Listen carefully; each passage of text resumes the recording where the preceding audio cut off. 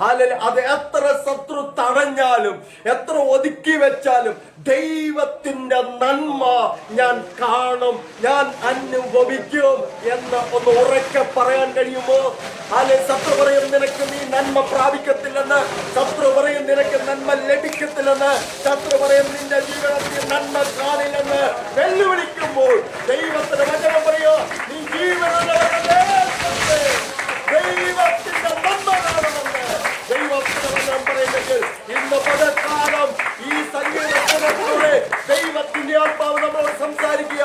നീ ജീവനുള്ളവരുടെ ദേശത്ത് ദൈവത്തിന്റെ നന്മ കാണാൻ പോകുക. കാരണം നിങ്ങളിൽ നല്ല പ്രവൃത്തികളെ ആരംഭിച്ചത് പരിശുദ്ധാത്മാവായതുകൊണ്ട് ആ പരിശുദ്ധാത്മാ പറയുക നീ നന്മ കാണാൻ പോകുക. സ്വത്രം സ്വത്രം ഹല്ലേലൂയ പറ. പരിശുദ്ധാത്മാവ് എന്നോട് പറഞ്ഞു നീ നന്മ കാണാൻ പോകുകയാണെന്ന്.